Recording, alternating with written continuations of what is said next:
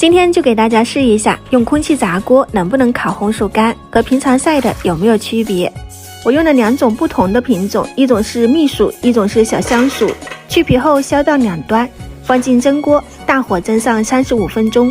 第一蒸是完全要蒸熟透的，时间要长一点。放进空气炸锅130度，先烤上30分钟。这第一烤大概是能烤掉20%左右的水分，表皮变干。唯一的不好就是我们需要分批次的烤。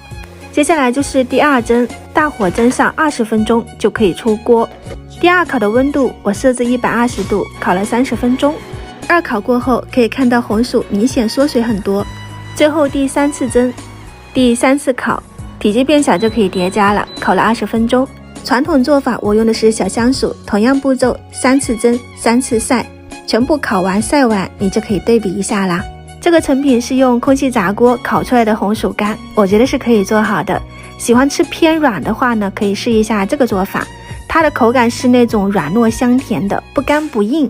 5斤蜜薯花费5-6个小时就能吃到了。这里10斤小香薯用了4天时间，3蒸3晒做出来的传统红薯干，水分没有烤的那么多，吃起来的口感嚼劲十足。